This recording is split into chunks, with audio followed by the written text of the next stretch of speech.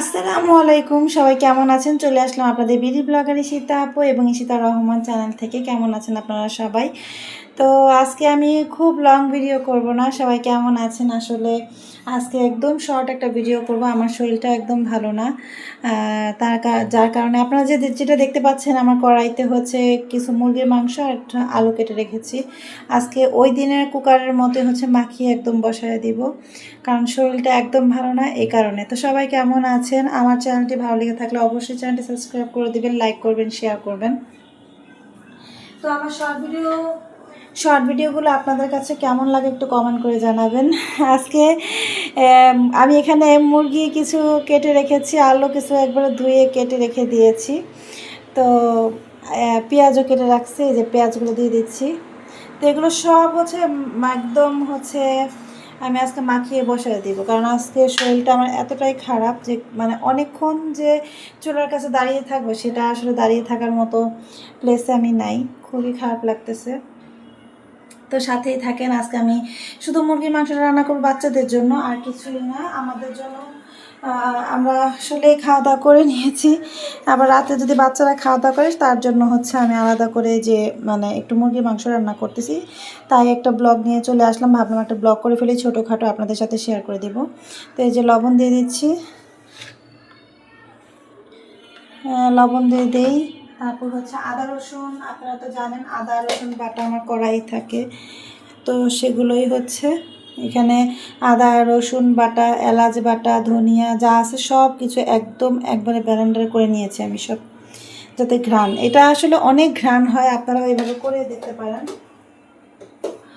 আর একটু হচ্ছে এলাচ দারচিনি দিয়ে দিব, বেশি দিব না, অল্প করে দিয়ে দিব, জাস্ট ঘ্রাণের জন্য। এই তো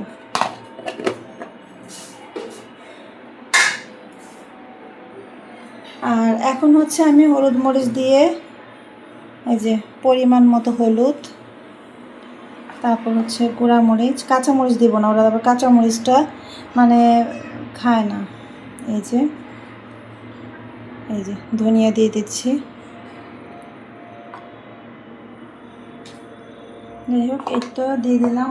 এখন এগুলো হচ্ছে একটু তেল দিয়ে সব কিছু মাখিয়ে নেব আগে। আজকে ভিডিওটা খুব লং করবো না, আপুরা ভাইয়েরা সবাই সাথেই থাকেন। আপু রান্না করি সেটা আপনারা একটু দেখেন। আসলে বসায় রান্না করে দেওয়া যায়, আর সবচেয়ে বড় কথা মুরগির মাংস ভেজে রান্না করলে বেশি মজা হয়, এবং আবার এভাবে যদি আপনি মাখিয়ে কিছুক্ষণ ম্যারিনেট করে রাখতে পারেন তাহলে আরও মজা লাগে। তো আমি একটু মাখিয়ে ম্যারিনেট করে তারপর চুলাটা জ্বালিয়ে দিব। আমরা একটু 10 মিনিট পরে আসতেছি, হ্যাঁ, এভাবে মাখিয়ে রেখে দিব ঢেকে। তাও 10 মিনিট পরে আমি আপনাদেরকে দেখাচ্ছি, নাহলে মানে মুরগির কেন একটা স্মেল থাকে না, সেই স্মেলটা থাকবে না যদি মাখিয়ে ম্যারিনেট করে এমনি রেখে দিই। হ্যাঁ, তারপর হচ্ছে চুলাটা জ্বালিয়ে দিব। তো 10 মিনিট হয়ে গেছে, আমি হচ্ছে এই যে দেখেন ম্যারিনেট করে রেখেছিলাম। এখন চুলাটাকে ধরিয়ে দিব। আশ্চর্য, একটু চুলাটাকে ধরিয়ে দিলাম, এখন ঢেকে রাখছি, এটা একটু কষানো হোক, তারপর হচ্ছে আপু মানে পানি দিয়ে দিব। তারপর এই যে একটু নাড়াচাড়া করে দিব, যেন সম্পূর্ণ হচ্ছে পাঁচটা হচ্ছে আপনাদের হয় কষানো হয়ে যায়।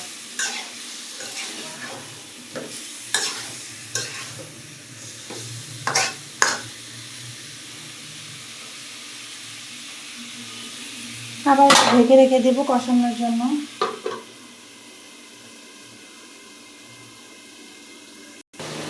তো এই যে কষানো হয়ে গেছে আমার মুরগিটা, এখন হচ্ছে পানি দিয়ে দিব হওয়ার জন্য, আর একটু ঝোল ঝোল রাখবো, আমার বাচ্চারা একটু ঝোল ঝোল পছন্দ করে।